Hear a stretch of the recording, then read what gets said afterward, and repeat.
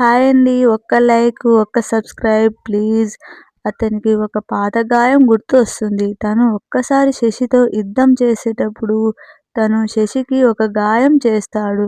కరెక్ట్‌గా మెడకి 45 డిగ్రీల కోణంలో. వరుణ్ కన్ను దానిని చూస్తుంది. తప్పు తప్పు అనుకుని వరుణ్ బిర్యానీ ఆర్డర్ పెట్టిన అతను వస్తే ఆర్డర్ తీసుకొని శశిని పిలిచి తినటం స్టార్ట్ చేస్తారు. ఇంకా కొద్దిసేపు మాట్లాడగానే టైం ఇంకా 10.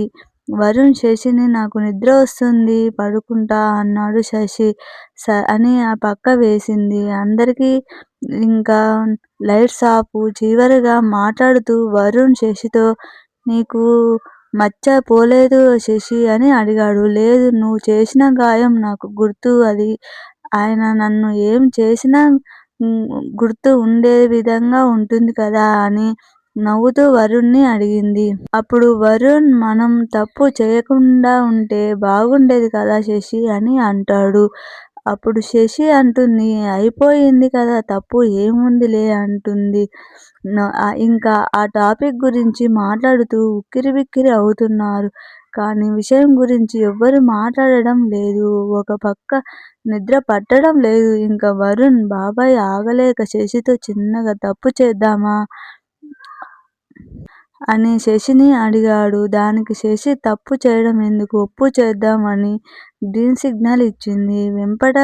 వెంపటనే మనవాడు యుద్ధం ప్రకటించిన చేశాడు. మొదటగా తను చేసిన గాయానికి ఇంకా కొంచెం గాయం చేసి కాళ్ళ నుంచి కాళ్ళు వరకు పాదయాత్ర చేసి తన పాదాలను ఇలా పోలుస్తూ తన కాళ్ళను శశి కాళ్ళకి సంకెళ్ళు వేసి తన చేతులని శశి చేతులకి గాలి పట్టుకుపోకుండా 2 అరచేతులని ఒక పిడికిలి చేసి ఇంకా శశి యొక్క శిరస్సాలను అందనట్టు పట్టుకొని పెద్ద దండయాత్ర చేసుకుంటూ ఇంకా తన నాభి ఊబిలోకి దిగిపోయి ఇంకా తన పెదవులను కాళ్ళను కళ్ళ వరకు మంచు ప్రదేశం చేసి ఇంకా ఎత్తులు లోతులు తేడా లేకుండా షూట్ ఘాట్లో ప్రయాణం ఉన్నట్టు అటూ ఇటూ ఊగుతూ చివరికి తన అందాన్ని ఊయల ఊగుతూ యుద్ధం చివరికి దశకి ఎత్తులు వేసి లోతును లెక్కకు తెచ్చి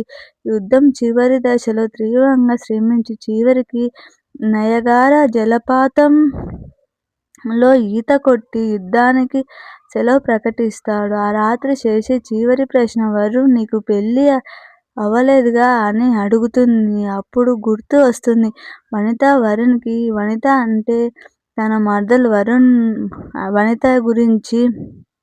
వనిత కంటే తన మరదలు వరుణ్ వనిత గురించి శశికి చెబుతాడు. మరియు పెళ్ళి చేసుకుంటాడు అని అంటాడు శశితో. దానికి శశి అంటుంది అది నీ ఇష్టం కదా వరుణ్, వనిత నేను అడిగానని చెప్పు అని పడుకుంటుంది. తన మరదలు గుర్తు వచ్చి అసలు నా ప్రయాణం ఏమిటి, ఈరోజు జరిగిన ప్రయాణం ఏమిటి అనుకొని నవ్వి తర్వాత రోజు శశి నుంచి వెళ్ళిపోతాడు వాళ్ళ మామయ్య ఇంటికి.